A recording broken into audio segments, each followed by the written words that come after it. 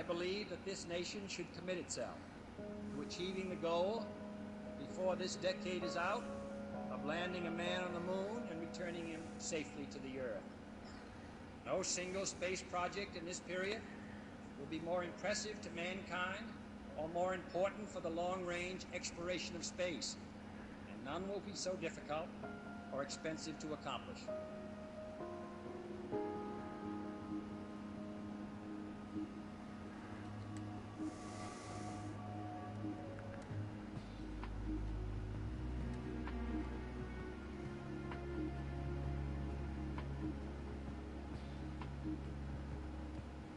Let's go interactive, then we'll go the other one.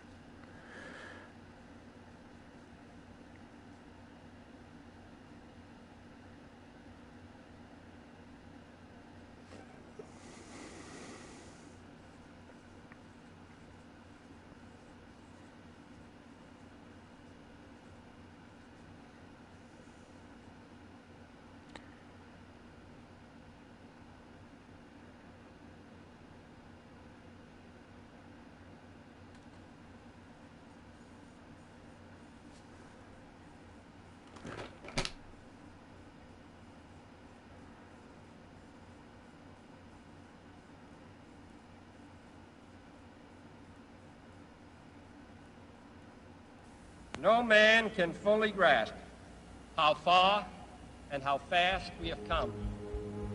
But condense, if you will, the 50,000 years of man's recorded history in a time span of but a half a century. Stated in these terms, we know very little about the first 40 years, except at the end of them, advanced man had learned to use the skins of animals to cover them. Then about 10 years ago, under this standard, man emerged from his caves to construct other kinds of shelter. Only 5 years ago, man learned to write and use a cart with wheels. Christianity began less than 2 years ago. The printing press came this year. And then less than 2 months ago, during this whole 50-year span of human history, the steam engine provided a new source of power. Newton explored the meaning of gravity. Last month, electric lights and telephones and automobiles and airplanes became available. Only last week did we develop penicillin and television and nuclear power. And now, if America's new spacecraft succeeds in reaching Venus, we will have literally reached the stars before midnight tonight. This is a breathtaking pace, and such a pace cannot help but create new ills as it dispels old. New ignorance, new problems, new dangers.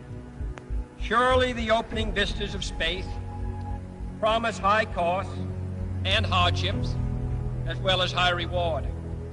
So it is not surprising that some would have us stay where we are a little longer, to rest, to wait. But this city of Houston, this state of Texas, this country of the United States was not built by those who waited and rested and wished to look behind them.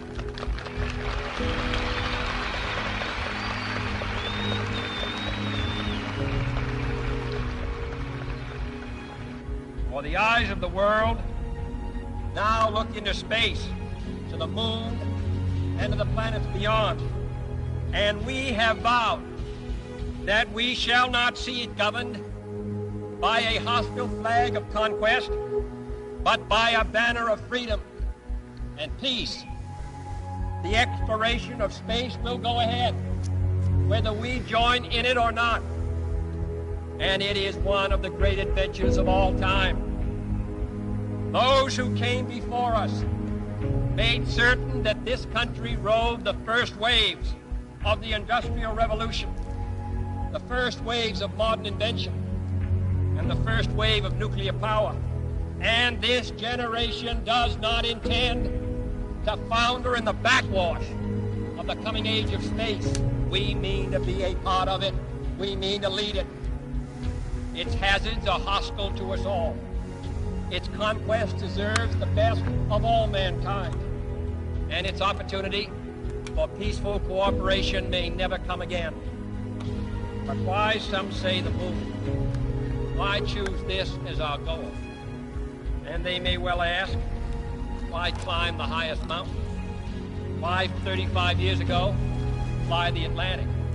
Why does Rice play Texas? We choose to go to the moon. We choose to go to the moon.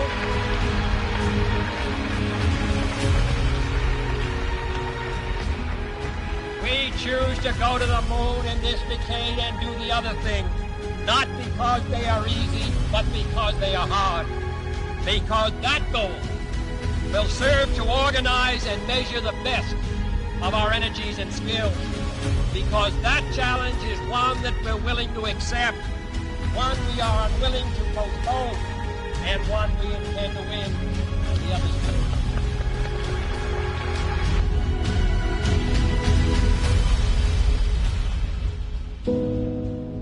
Listen, Tranquility Base here. The Eagle has landed.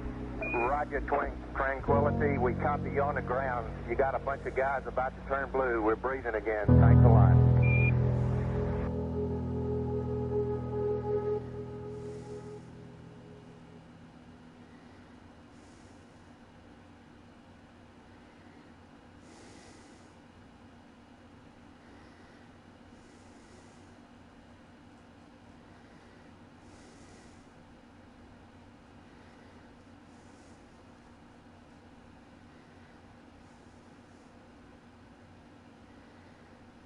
I think the momentous, most memorable thing that I can recall about that particular day was the opportunity while my two friends here were being put into the spacecraft to stand alone by myself out there and look at the rocket and the quietness and see the sun come up and the waves rolling in and the evidence of the millions of people watching, but nothing specific and just so quiet.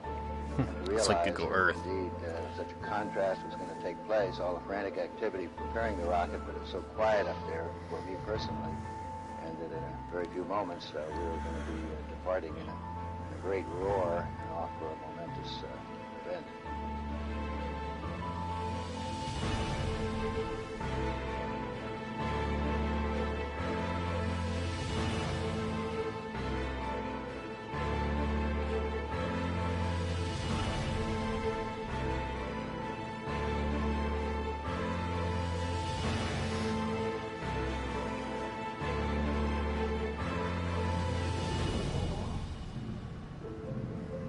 I thought we had a 90% chance of getting back safely to Earth on that flight, but only a 50-50 chance of making a successful landing on the first attempt. There's so many unknowns in that descending from lunar orbit down to the surface that had not been demonstrated yet by testing.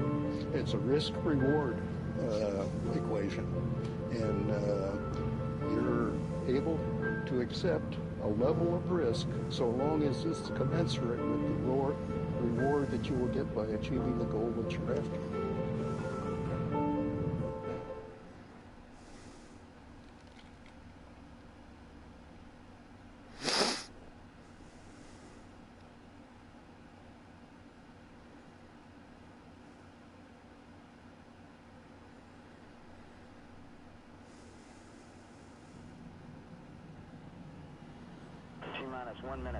Damn, was it really that close? Jesus. The flight to land of the first men on the moon. All indications are coming. Oh, these guys had a no shit bar as well. Grip that thing. 25 seconds and counting. Our status board indicates the third stage completely pressurized. 80-second mark has now been passed. We'll go on full internal power at the 50-second mark in the countdown. Guidance system goes on internal at 17 seconds, leading up to the ignition sequence at 8.9 seconds. We're approaching the 60-second mark on the Apollo 11 mission.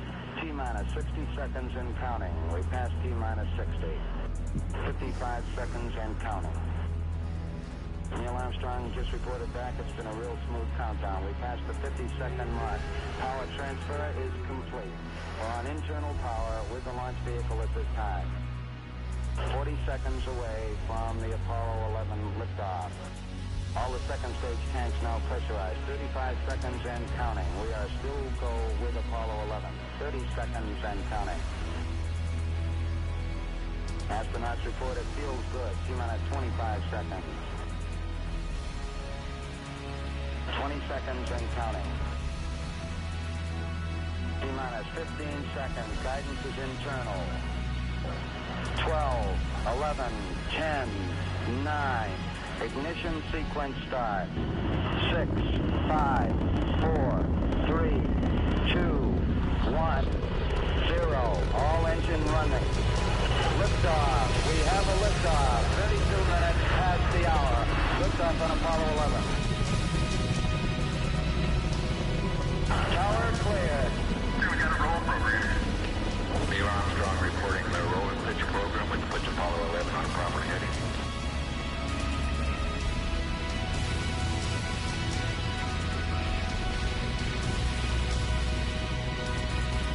Plus 30 seconds. Roll complete and ignition program.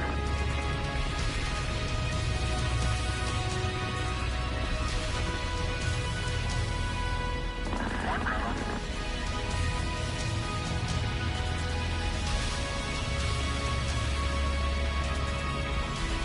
Altitude's 2 miles. Apollo 11 Houston, you're good at 1 minute. Downrange 1 mile, altitude 3, 4 miles now. Velocity 2,195 feet per second.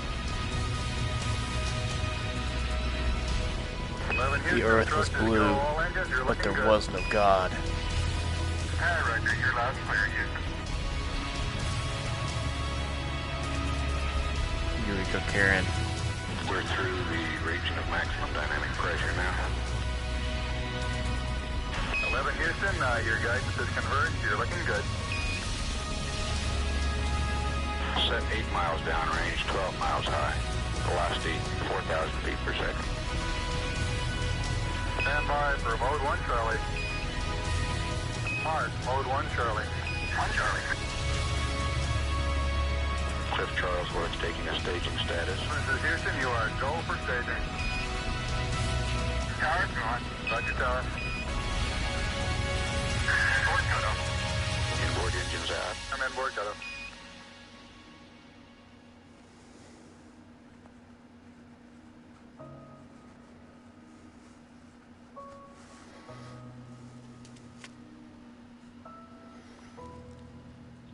Hello? Hey, Houston, be advised the visual is go today. Then just text me because I don't have a pen. This is Houston. Roger, out. 648, 1155, or 69. Let me give me a window to look Okay, I'll take a look at it. Okay. Thanks. Walking today, Nancy? Not. Oh, she usually does it about 8 p.m. Oh, at night. Okay. You should have gone with us today. I'm all right. Thank you though. Did you look at those jobs? They look good, don't they? I did. I'll start applying for them. What are you doing? I just got out of the shower and everything, and I'm playing my VR experience real quick. Now I'm gonna start looking for jobs. Okay, pick up your house. Empty your list. I mean, get out the kitchen a little bit. Okay. Do that. Okay, bye. Bye. They didn't have cell phones back then.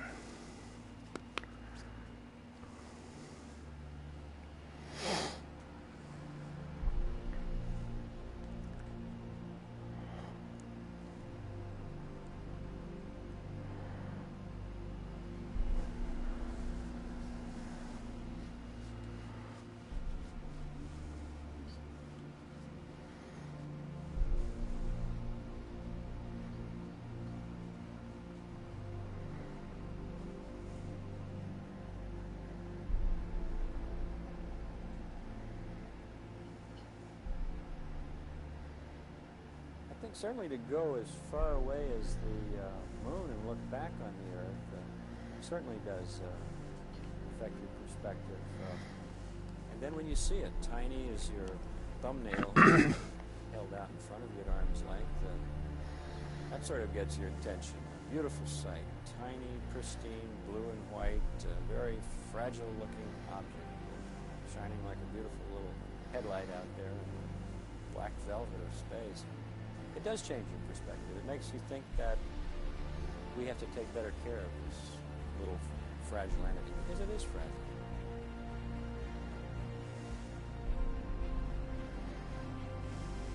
Apollo 11, this is Houston. Slightly less than 1 minute to ignition, and everything is go. Roger, Apollo 11's go.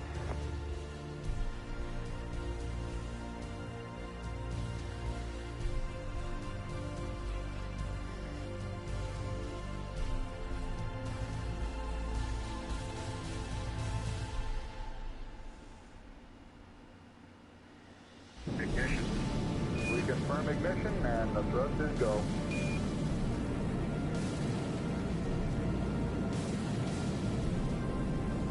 Apollo 11, this is Houston at 1 minute. Trajectory and guidance looks good, and the stage is good. Apollo 11. We're showing velocity 35,570 feet per second.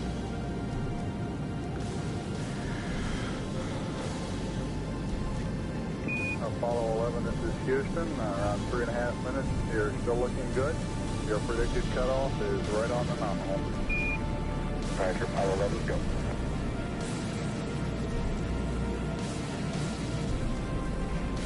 We're showing velocity 35,570 feet per second. Altitude 177 nautical miles.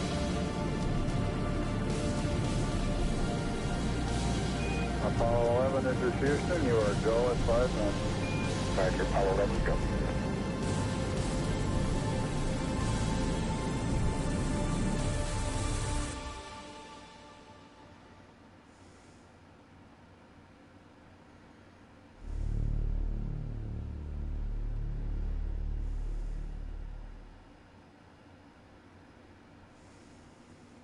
This is breathtaking. This is amazing.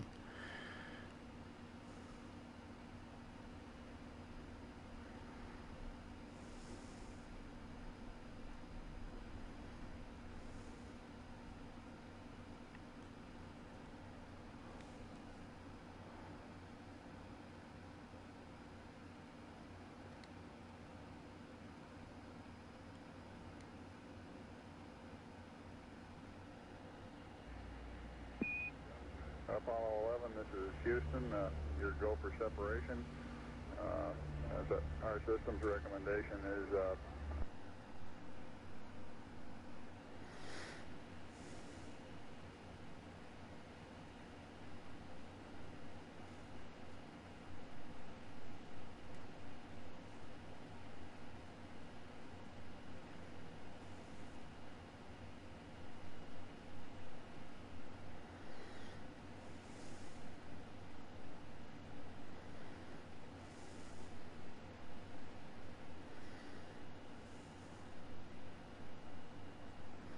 both spiral buses.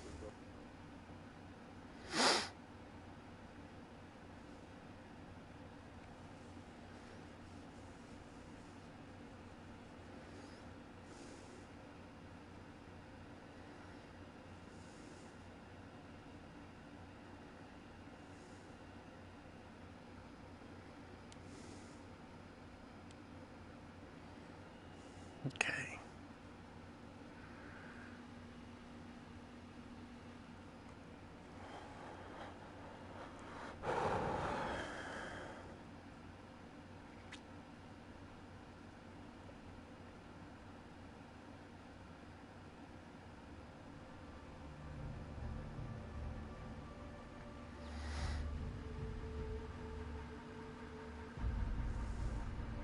Hey Neil, we need to rotate the spacecraft now.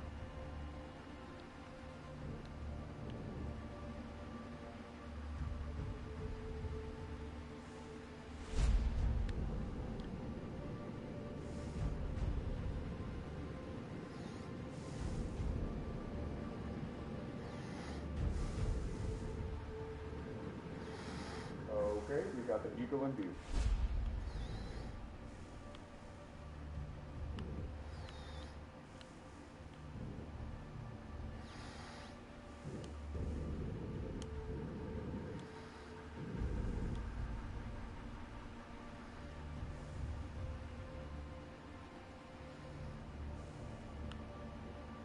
Moving forward.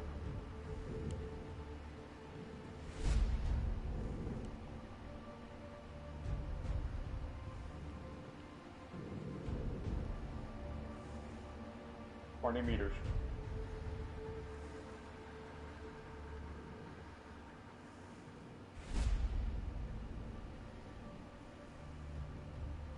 Meters.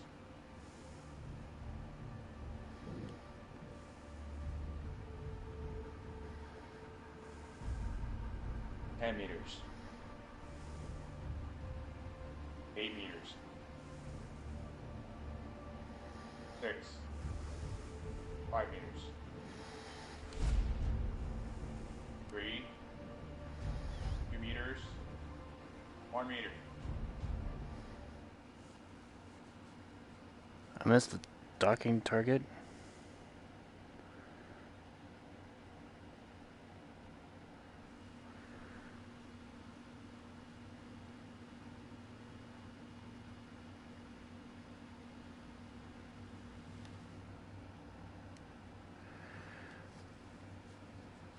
Okay, I thought I was doing that.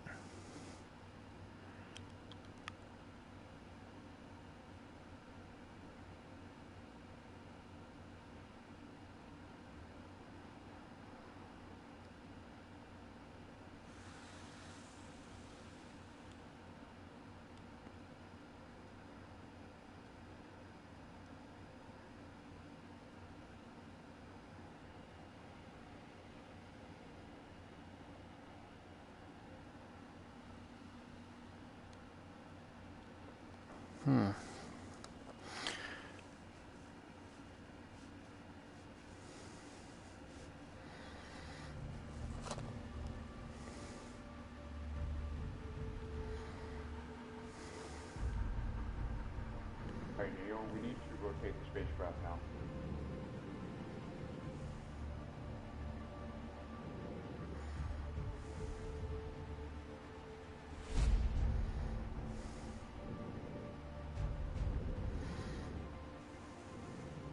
Okay, we got the Eagle in view.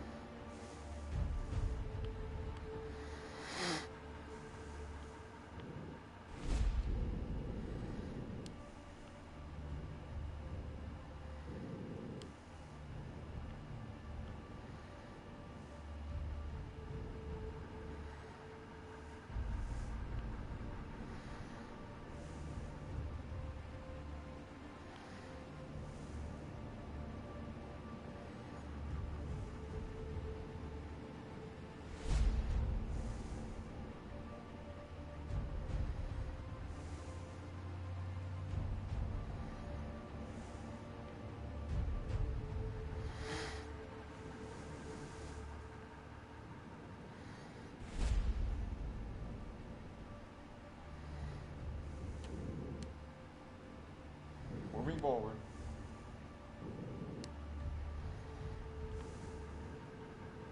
$20 meters.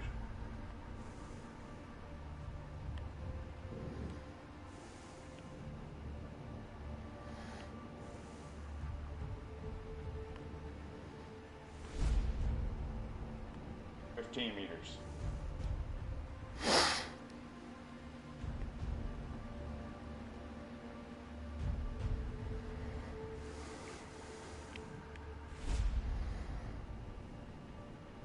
10 meters.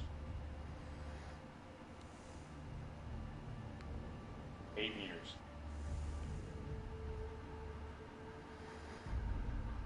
6. 5 meters. 3. 2 meters. 1 meter.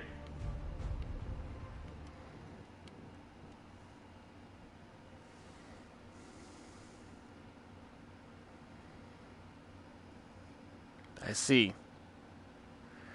I was going way too fast, but I did the right one this time around. I saw the target. I was going way too fast. Now that I know, I won't do that again.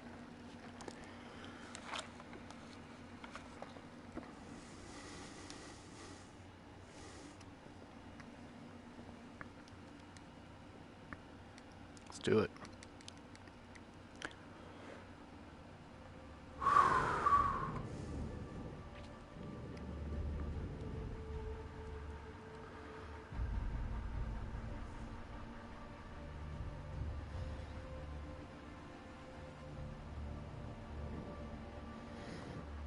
Okay, we got an Eagle in view.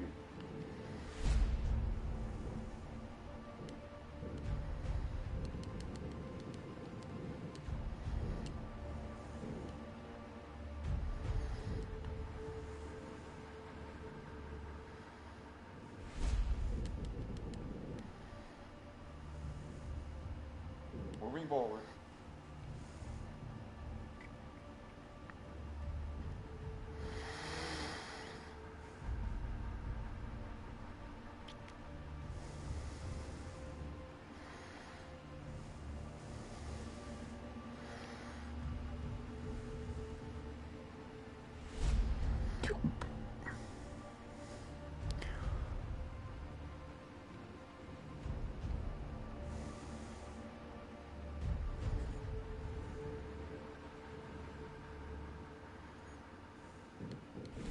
Meters.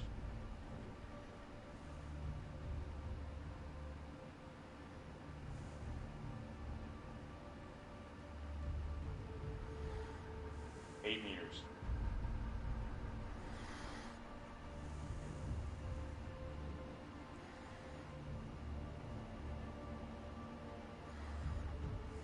6.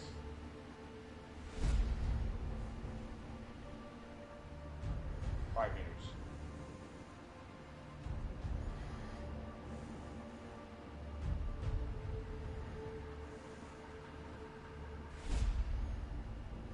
3.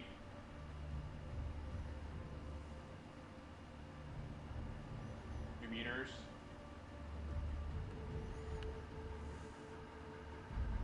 1 meter. And capture.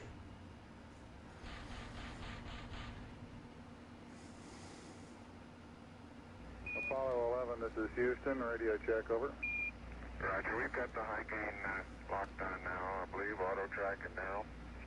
Okay, you're coming in loud and clear, but Mike is just barely readable. How is Neil? How are you reading Mike? Loud and clear now, Mike, and we understand that you are docked. That's right. Houston, we're ready for LEM ejection. Roger, go for LEM ejection. Thank you.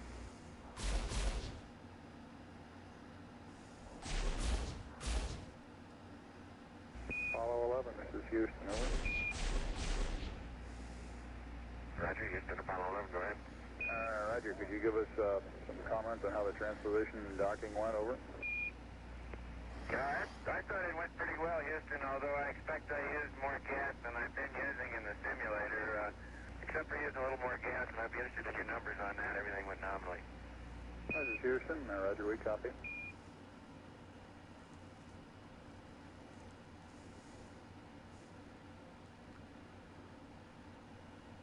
Oh, piss off. C on speed. I thought I did pretty good.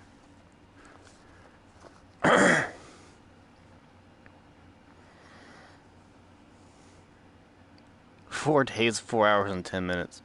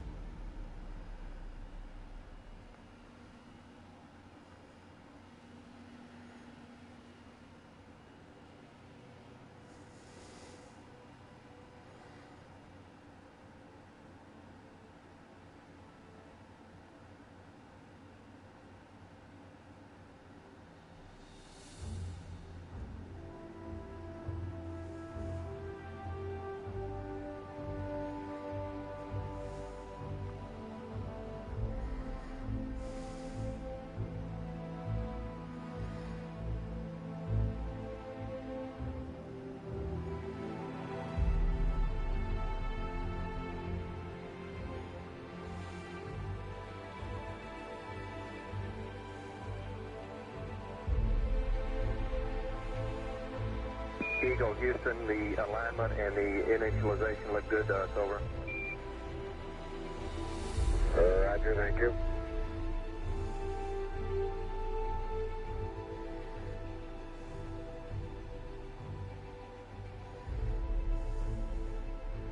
Eagle, Houston, would you have Columbia go to the high gain, yaw 0, pitch -20, over?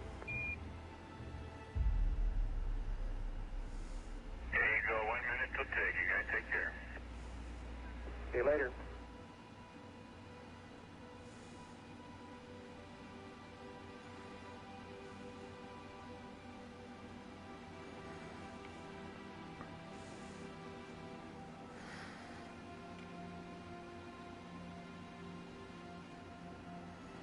Apollo 11, Houston, we are go for undocking, over. Roger, understand.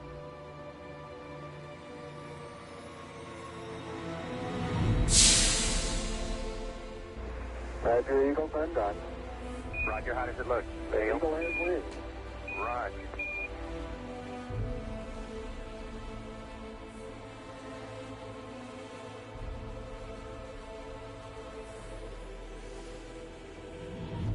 Eagle, Houston, we see you on the steerable, over. I do believe you got thrusters on board that vehicle. Okay, you've got it. Do it, data. Roger, let us know when you're ready to copy. We have a DOI pad and the PDI pads, over. Guidance says we're go. Coming up on 5 minutes to ignition. Gene Kran's getting a go, no-go for descent. Okay, all flight controllers, I'm going around the horn. Make your go, no-goes based on the data you had for an LOI. See, we got it back. Give you another few seconds.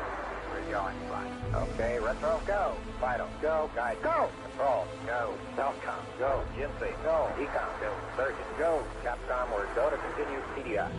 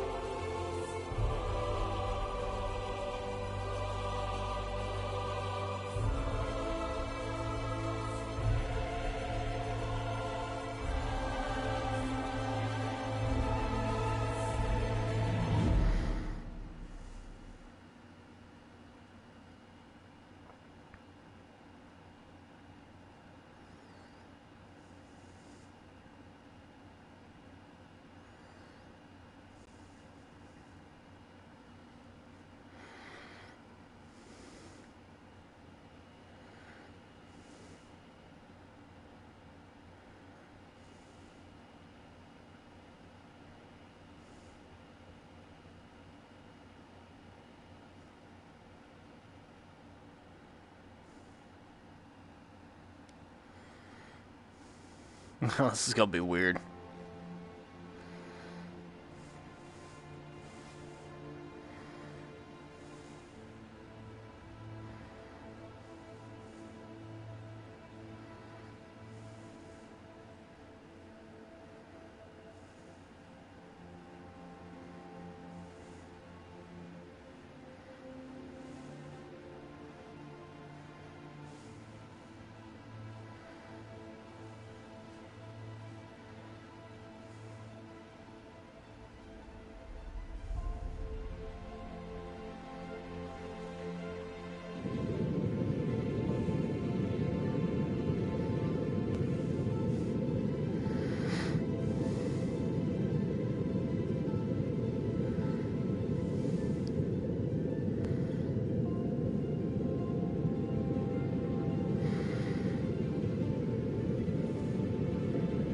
Altitude 5,200 feet.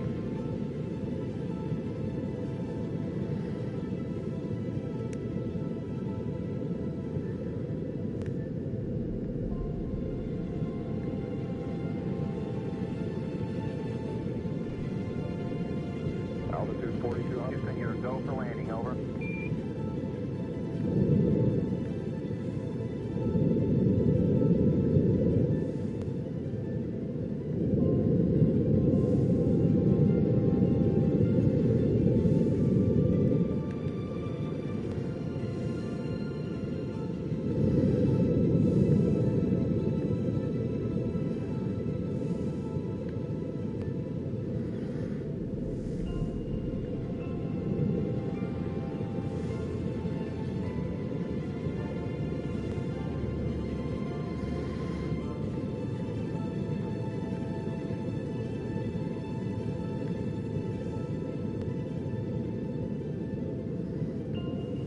Roger, understand. Go for landing. 3,000 feet. Top alarm.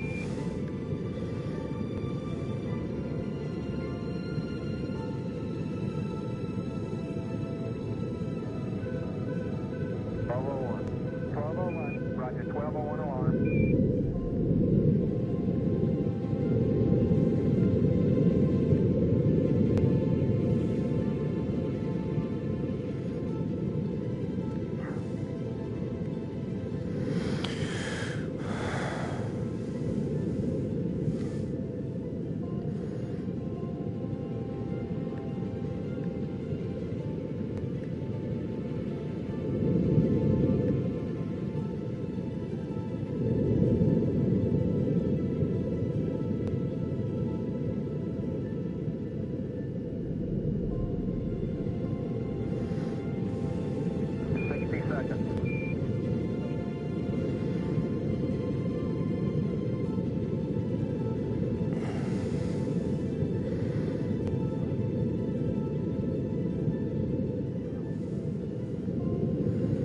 Come on.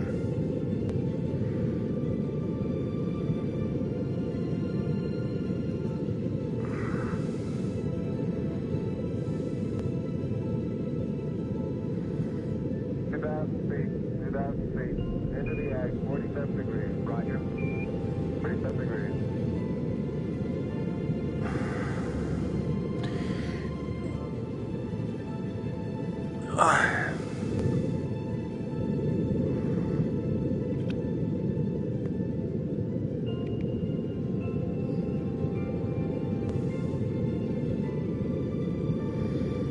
Note and a half. 30 seconds forward.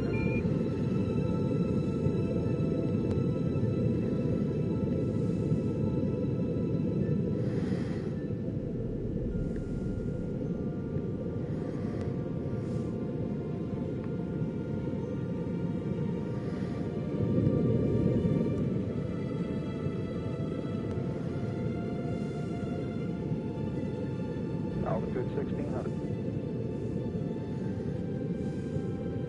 1,400 feet, still looking very good.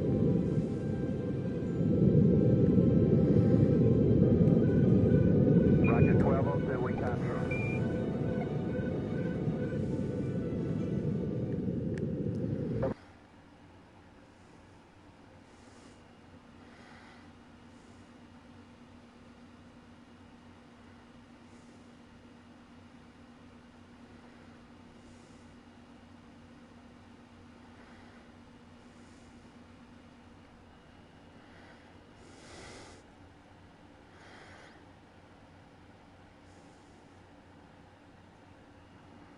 The more you're pitched over, the faster you'll fall.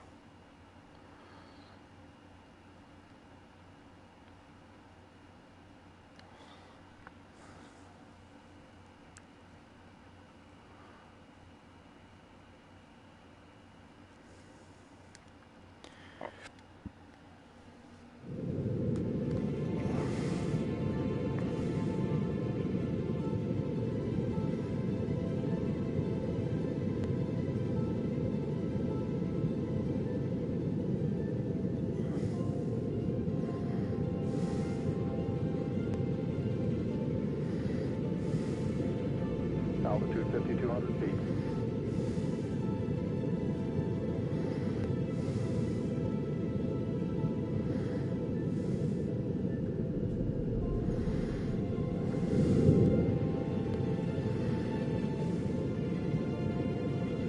Altitude 4,200. Houston, you're go for landing, over.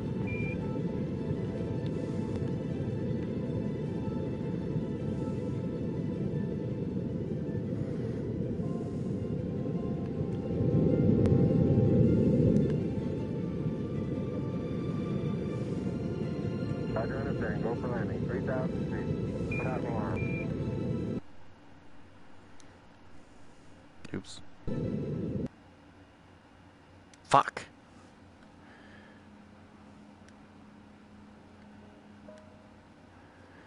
I didn't mean to push that button.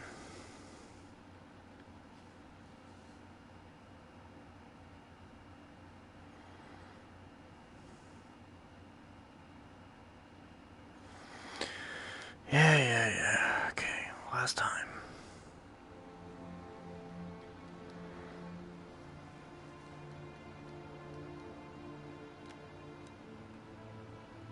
I didn't mean to push the... Damn it!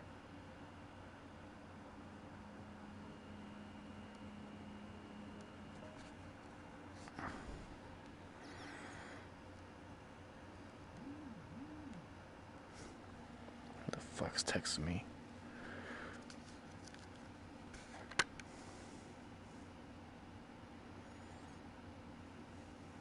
What the fuck you want, Captain Kirk? Come on, man.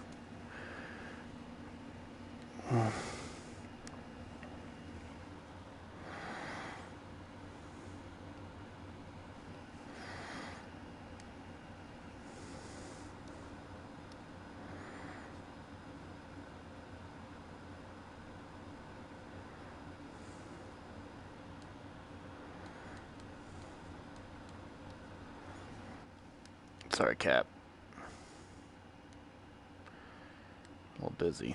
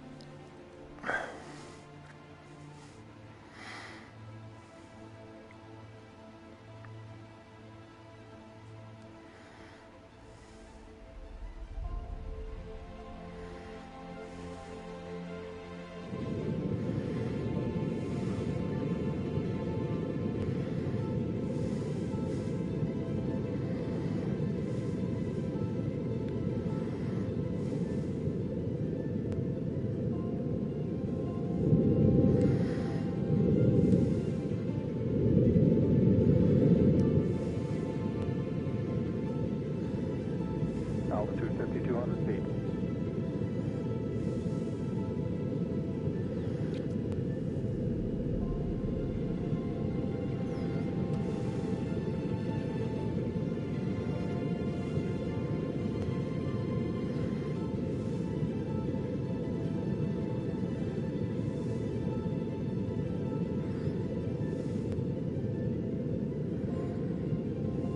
Altitude 4,200. Houston, you're go for landing, over.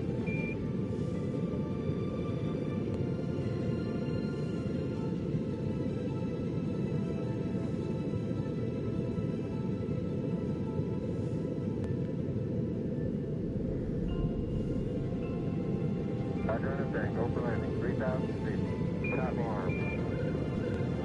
1201. 1201. Roger, 1201 alarm. 2,000 feet. 2,000 feet. Into the ag. 47 degrees. Roger. Altitude 1,600. 37 degrees. 1,400 feet. Still looking very good.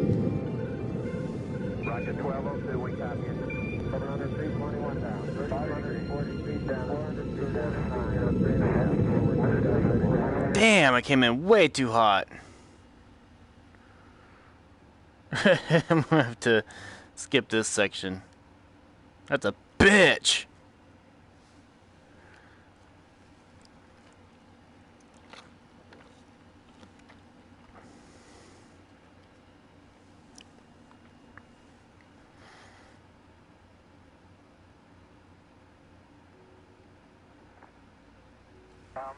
At the foot of the ladder, the limb footbeds are only depressed in the surface about 1 or 2 inches. Although the surface appears to be very, very fine-grained as you get close to it. It's almost like a powder. Sound mass is very fine. I'm going to step off the limb now.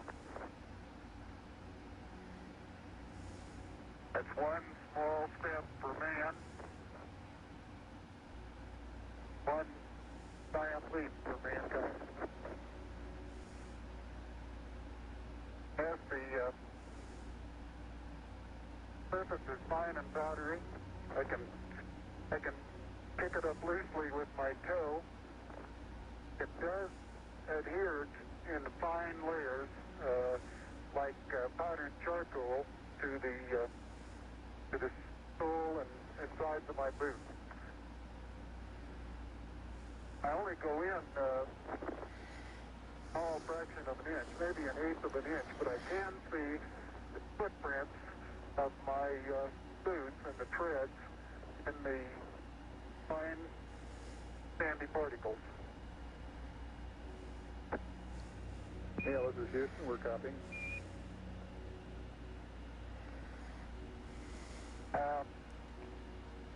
There seems to be no difficulty in moving around as we suspected. It's even perhaps easier than the simulations of 16G that we performed in various simulations on the ground. Absolutely no trouble to walk around.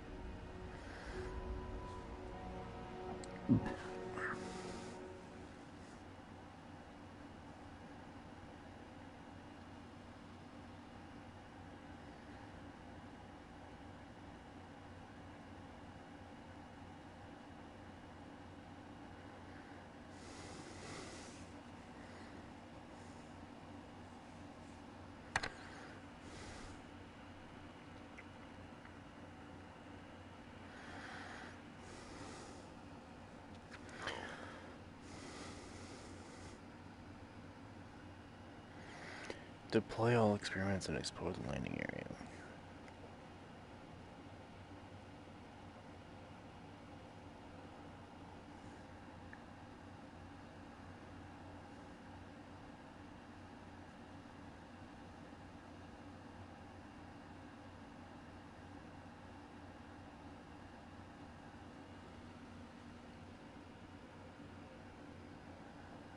Okay.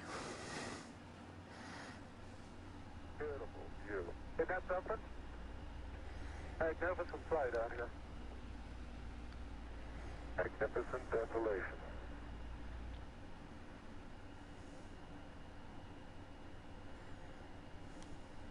Neil, this is Houston. Radio check, over. Hi, Roger. Houston, loud and clear. The passive seismic experiment detected lunar moonquakes and provided information about the internal structure of the moon. This experiment studied the propagation of seismic waves through the moon and provided our most detailed look at the moon's internal structure. The Apollo 11 seismometer returned data for just 3 weeks, but provided a very useful look at lunar seismology. More advanced seismometers were deployed at the Apollo 12, 14, 15 and 16 landing sites and transmitted data to Earth until September 1977. Each of these seismometers measured all 3 components of ground displacement: up-down, north-south and east-west. If a seismic event is observed by 3 or more seismometers, the time and location of the event can be determined. Because seismic waves from distant events travel deeper into the moon than waves from nearby events, by measuring events at various distances from the seismometer, one can determine how seismic velocities vary with depth in the moon. In turn, this information can be used to study the moon's internal structure. Most of the events observed by the seismometers were due either to moonquakes or to meteorite impacts. However, the third stages of several Saturn V rockets and the ascent stages of several lunar modules were deliberately crashed into the moon after these spacecraft were no longer needed. These man-made crashes produced seismic events of known times and locations and helped to calibrate the network of seismometers.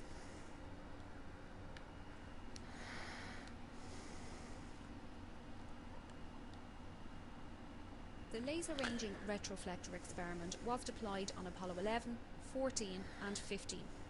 It consists of a series of corner cube reflectors, which are a special type of mirror with the property of always reflecting an incoming light beam back in the direction it came from.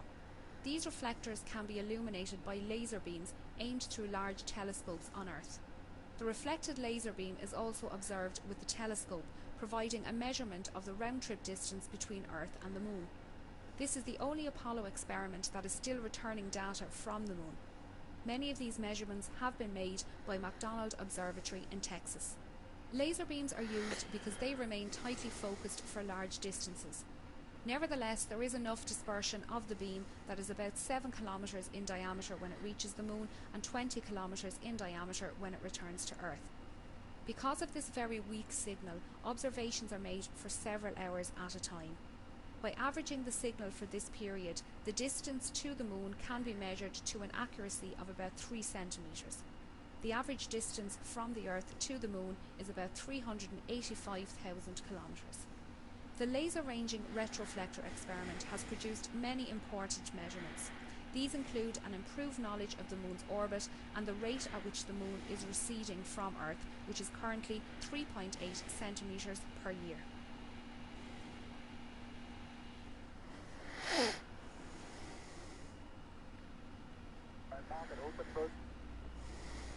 Yes, it is. It's not up against your suit, though. Hit it back once more. Or more toward the inside. Okay, that's good.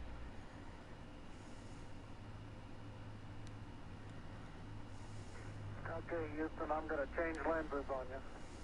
The Lunar Flag Assembly, or LFA, was a kit containing a flag of the United States, designed to be planted by astronauts on the Moon during the Apollo program. 7 such flag assemblies were sent to the Moon, 6 of which were planted, the exception being the one carried on Apollo 13, which had to abort its landing due to a serious spacecraft failure. The nylon flags were hung on telescoping staffs and horizontal bars constructed of 1-inch anodized aluminium tubes.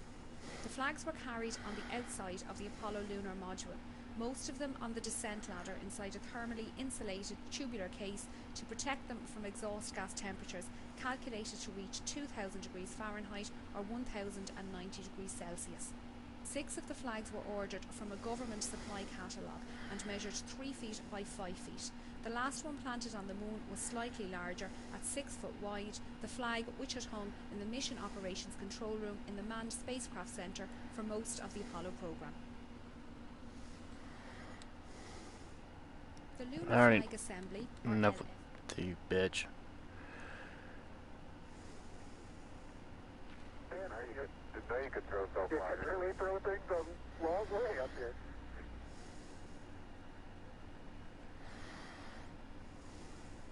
He advised that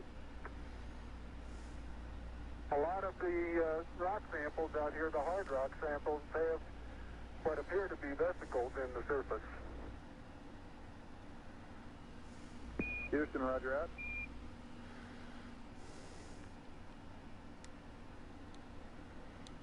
And incidentally, these rocks, very powdery surface, okay,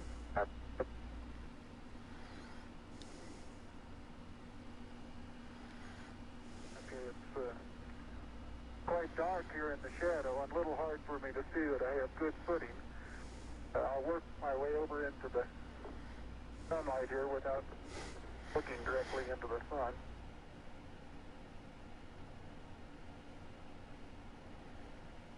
I'd like to evaluate the... This is the solar wind composition experiment. The Sun continually emits a flux of electrically charged particles into space. This is termed the solar wind. The Earth's magnetic field prevents these charged particles from reaching the Earth's surface, although in the Earth's polar regions, these particles can reach the upper part of the atmosphere, causing auroras. The Moon is outside the Earth's magnetic field for most of each month and has a negligible atmosphere, allowing solar wind particles to reach the Moon's surface. The solar wind composition experiment was performed on Apollo 11, 12, 14, 15 and 16. It consisted of an aluminium foil sheet 1.4 metres by 0.3 metres that was deployed on a pole facing the Sun.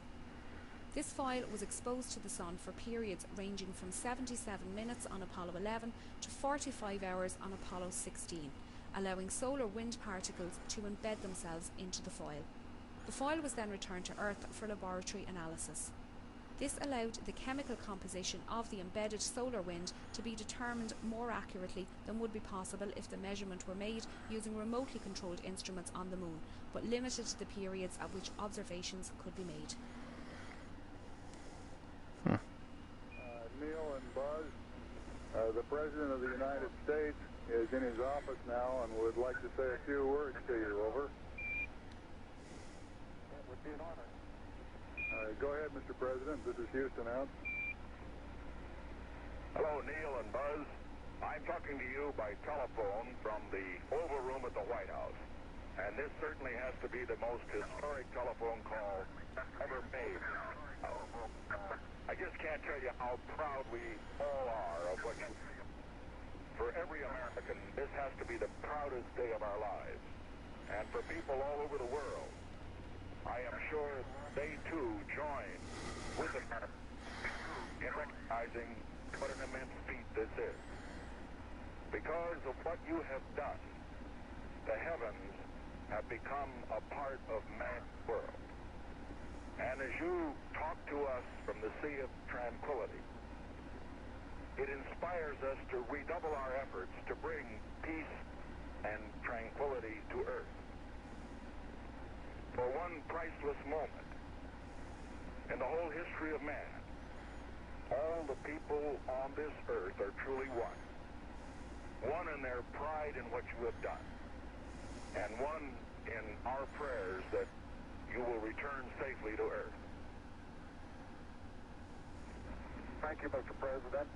It's a great honor and privilege for us to be here representing not only the United States, but men of peace of all nations, and with interest and a curiosity and with a vision for the future. Honor for us to be able to participate here today. And thank you very much, and I look forward, all of us look forward to seeing you on the Hornet on Thursday.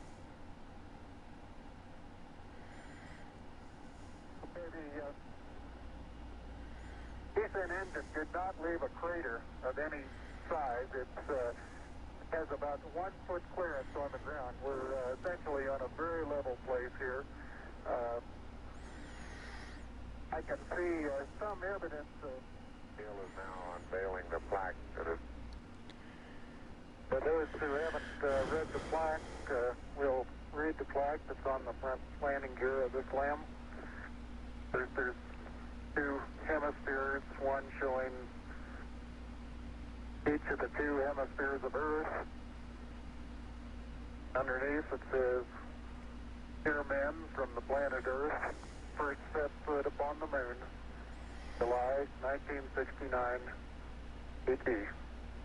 We came in peace for all mankind." It has the crew members' signatures and the signature of the President of the United States.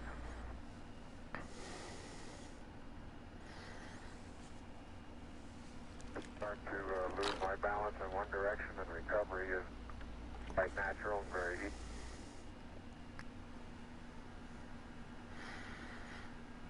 And moving arms around, Jack doesn't go off the surface. Not quite that light-footed.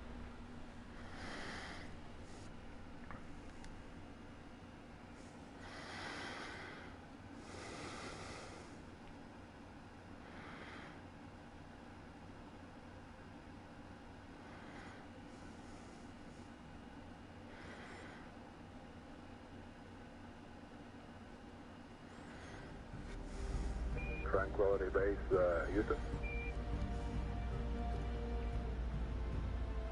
Roger, go ahead. Roger, our guidance recommendation is pings, and you're cleared for takeoff. Roger, understand. We're number 1 on the runway.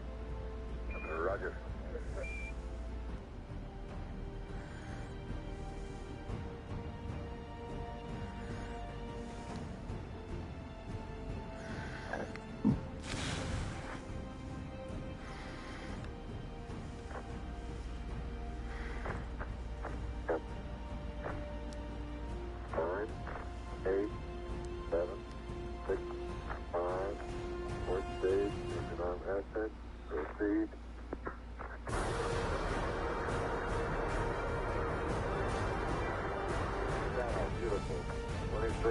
6 feet per second up.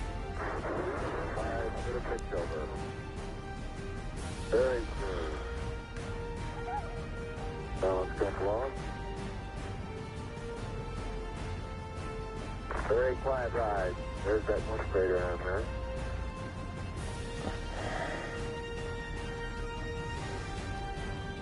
Thousand feet high, 80 feet per second vertical rise.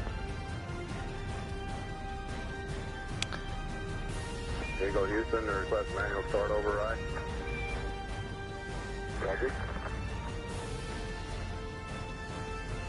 2,600 feet altitude. Here you go, Houston. You're looking good to us.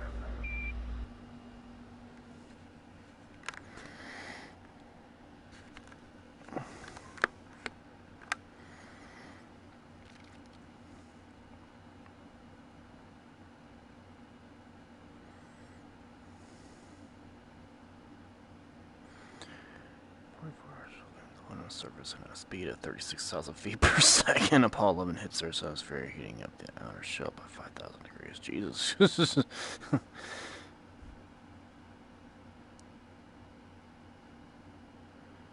5,000 feet. 5,000 degrees Fahrenheit. That's some serious heat.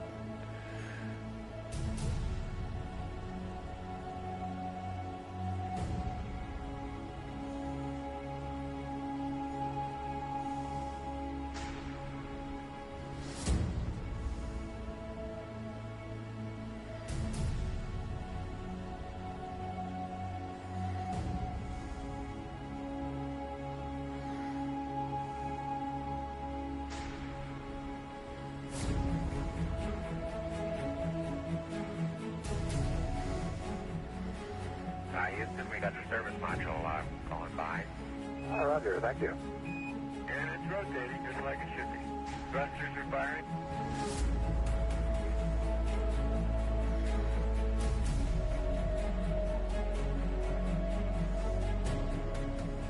nautical miles high. Velocity 33,000 feet per second.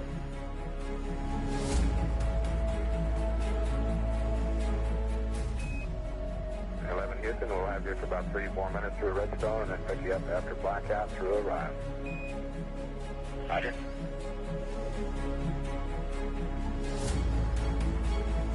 Guidance reports Apollo 11 right down the middle of the corridor. And 11 Houston, you're going over the hill there shortly. You're looking mighty fine to us. See you later.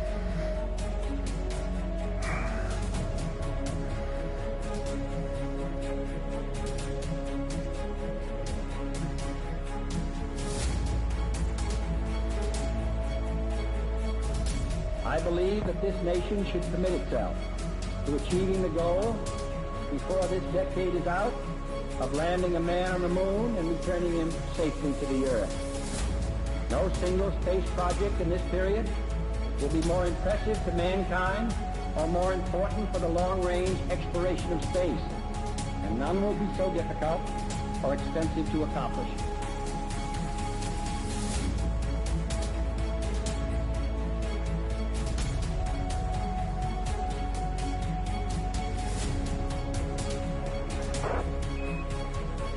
Apollo 11, Houston, through Orion.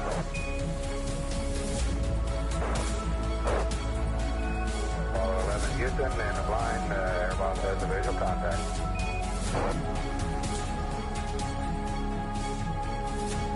Apollo 11, Houston, standing by for your density reading, over. Apollo 11, this is Hornet, over. Apollo 1, this is Apollo 11, read the last core. Position 1330, 16915.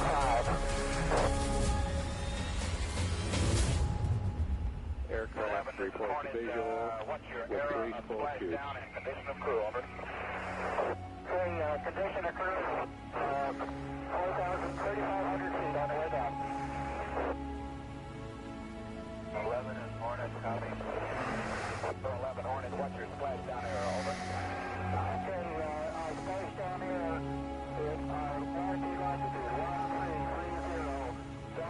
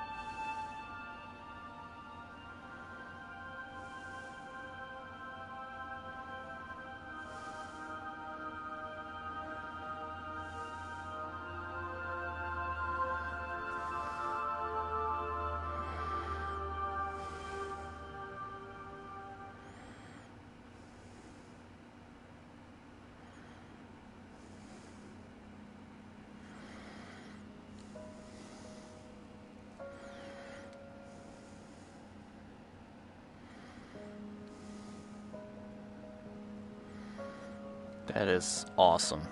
Can you imagine how our education would be if they actually had things like this in school? Accurate historical events brought to the classroom. Make them feel like they were part of it.